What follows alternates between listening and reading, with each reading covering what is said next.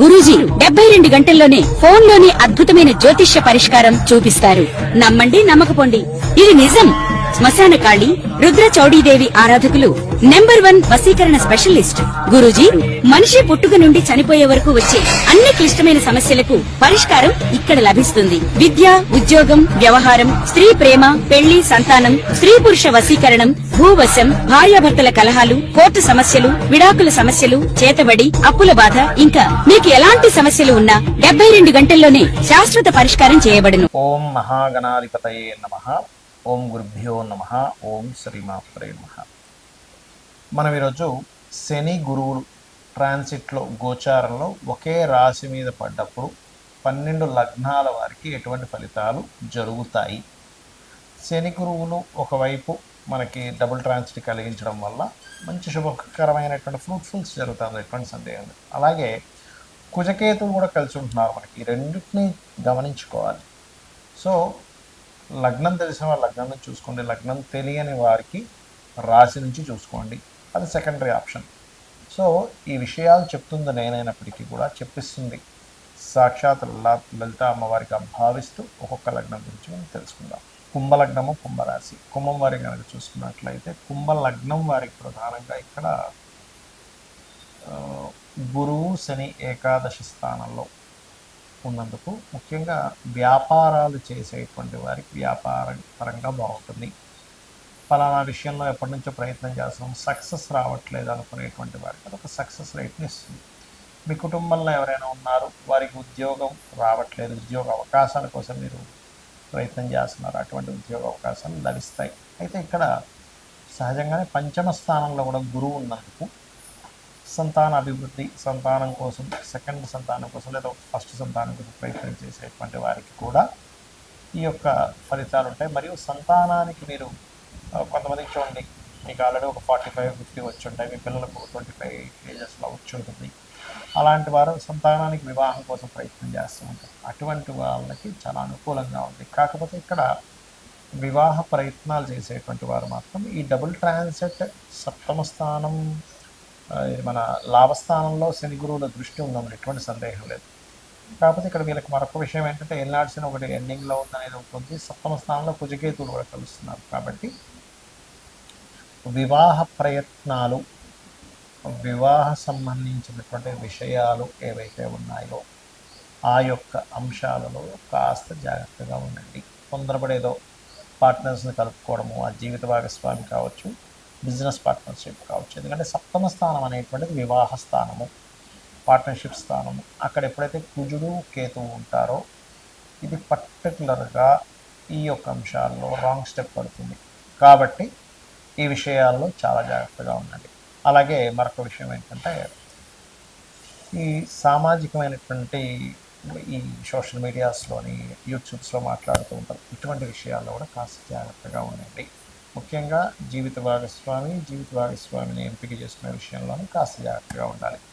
Because of ఈ కుజకేతువులు సప్తమంలో ఉన్నందుకు ఇక మీరు నిత్యము చేయవలసిన దేవతారాధన, ఎక్కడా కూడా మిస్టేక్ జరగకుండా ఉండాలి జీవిత భాగస్వామి విషయంలో అనుకున్నప్పుడు ఓం కామేశబద్ధ మాంగళ్య సూత్ర శోభిత కందరాయ నమః నామస్మరణ చేయండి. 2వ స్థానంలో శని ఉన్నాడని భయపడేటువంటి వారు ఓం శనైశ్వరాయ నమః అని కూడా అనుకోవచ్చు, తప్పేం లేదు. వెంకటేశ్వర స్వామి యొక్క నామస్మరణ కూడా చేసుకోవచ్చు. ఆంజనేయ స్వామి ఆలయాలకి ఎక్కువగా రెగ్యులర్గా వెళ్తూ ఉండండి. అన్ని విధాలా మీకు బాగుంటుంది.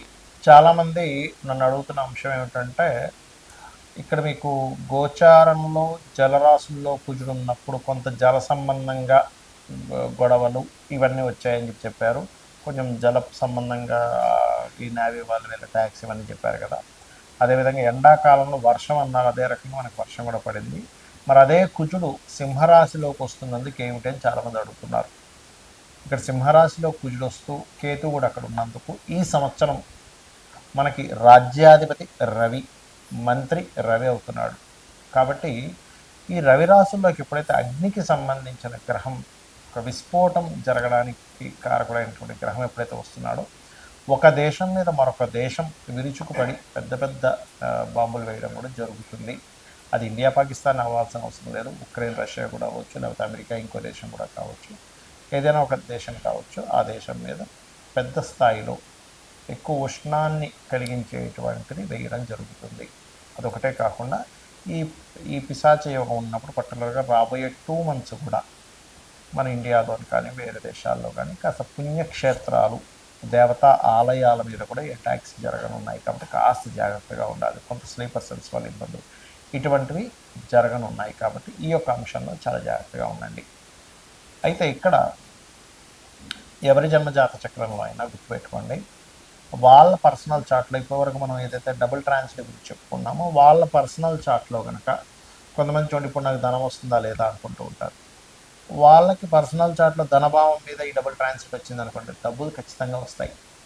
లేదంటే ఒక కాంట్రాక్ట్ అవ్వాలనుకుంటున్నాము, వాళ్ళ పర్సనల్ చార్ట్లో 3వ భావం మీద కనెక్ట్ అయింది, అప్పుడు ఒక మాట్లాడుకొని అది కాంట్రాక్ట్ రావడానికి అనుకూలిస్తుంది. మరి కొంతమందికి ఏమంటే నేను ఒక గృహం కొనుక్కుందాం అనుకుంటున్నాను, అనుకూలిస్తుందా లేదా అంటే ఒకటి గుర్తుపెట్టుకోండి, ఎప్పుడు కూడా గృహం కొనుగోలు చేసేటప్పుడు మీకు 4వ భావానికి సంబంధించిన మహాదశ అంతర్దశలు అనుకూలించాలి. ఈ డబుల్ ట్రాన్సిట్ 4వ భావంలోకి రావాలి. దాంతోపాటు మీరు ఏదైతే గృహం కానీ స్థలం కానీ కొనుగోలు చేసేటప్పుడు ఆ దిశ అంటే ఒక్కొక్క పేరు గల వాళ్ళకి ఒక్కొక్క దిశ మనకి వస్తుందని చెప్పారు శాస్త్రంలో. ఎక్కడా కూడా తూర్పు ఉత్తరం మాత్రమే మంచివి, దక్షిణం పడమర మంచిది కాదని ఎక్కడా చెప్పలేదు. 4 దిశలు మంచివే, కానీ మీకు ఏది పనికి వస్తుందని చూసుకోండి. మనకి వీడియోలు కూడా పెట్టాము, ఏ పేరు గల వాళ్ళకి ఏ డైరెక్షన్ కలిసి వస్తుంది అనేది దాని పరంగా మీరు చూసుకోవచ్చు. అలాగే మరొక విషయం ఏంటంటే ఇక్కడ సంతానానికి అయితే పంచమం మీద ట్రాన్సిట్ ఉండాలి, రుణములు లభించాలంటే కూడా ట్రాన్సిట్ ఉండాలని మనం ఒక్కోసారి లోన్స్ కోసం మనం ప్రయత్నం చేస్తుంటాం, ఒక్కోసారి లోన్స్ రావు. కానీ రుణం లభించాలంటే 6వ భావం మీద ఉండాలి, రుణం తీర్చాలంటే 5వ భావం మీద ఉండాలి. అయితే ఇక్కడ మనము ట్రాన్సిట్ రావడం ఒక ఎత్తు అయితే కొన్ని పనులు అవ్వడానికి లలితాంబిక అమ్మవారి యొక్క అనుగ్రహం కలిగితే కూడా పనులు అయిపోతాయి. అవి ఎలాగా అంటే ఇప్పుడు ఫైనాన్షియల్గా ఇబ్బంది పడుతున్నారు, ఓం సంపత్కరీ సమారూఢ సింధుర వ్రజ సేవితాయ నమః చేసుకోండి. లేదంటే ఉద్యోగం రావట్లేదండి, చాలా ఇబ్బంది పడుతున్నారు అనుకునేటువంటి వారు ఓం శ్రీమాతా శ్రీ మహారాజ్ని శ్రీమత్ సింహాసనేశ్వరి నమః అని చేసుకోవచ్చు. లేదా ఓం మాణిక్య మకుటాకార జానుద్వయ విరాజితాయ నమః అని చేసుకోవచ్చు. మరి కొంతమందికి సంతానం ఉండదు, అలాంటి వారు దత్తాత్రేయుడిది దిగంబర శ్రీ పాదవల్లభ దిగంబర అనే మంత్రం చేసుకోండి. మరియు దీంతో పాటు మరి కొంతమందికి వ్యాపారాల్లో రాణించలేక ఇబ్బంది పడుతూ ఉంటారు, ఓం ఇంద్రగోప పరిక్షిప్త స్మరతూనాభజంగికాయే నమః అనే మంత్రం చేసుకోండి. ఆ రకంగా ఏంటంటే ఒక్కొక్క దానికి ఒక్కొక్కటి. ఇప్పుడు కొంతమందికి చూడండి ఆరోగ్య సమస్యలు ఉంటాయి, ఎందుకు అంటే వాళ్ళకి 4వ స్థానము అంటే ఇమ్యూనిటీని తగ్గించే స్థానము, ఇమ్యూనిటీ స్థానం 5వ స్థానం పడవడం, 6వ స్థానం రోగస్థానం యాక్టివ్ అయితే ఏముందంటే వాళ్ళకి అనారోగ్య సమస్యలు నిత్యం పడుతూ ఉంటారు. అటువంటి వారు చక్కగా ఓం సర్వవ్యాధి ప్రశమని సర్వమృత్యు నివారిణి అగ్రగణ్య అచింత్య రూప కలికల్మషనాశిని నమః చేసుకోండి. ఖచ్చితంగా మీకు బాగుంటుంది, మరి ఎటువంటి సందేహం లేదు. అయితే ఇక్కడ ఒక్క విషయం ఏంటంటే చాలామంది ఏనాడు సేమ్ జరుగుతుందని కాల్సిన యోగాలు ఉన్నాయని భయపడుతూ ఉంటారు. అవేవి మిమ్మల్ని ఎక్కడా ఆపవు. ఖచ్చితంగా మీరు చేసేటువంటి కర్మ ఏదైతే ఉందో దాని రిజల్ట్ మాత్రమే గ్రహాలు ఇస్తూ ఉంటాయి. దానికి మీరు అమ్మవారి పాదాలను ఆశ్రయించినట్లయితే 100% మీరు అనుకున్నది అనుకున్నట్టుగా అమ్మవారు కలిగిస్తుంది మీకు. శ్రీమాత్రే నమః.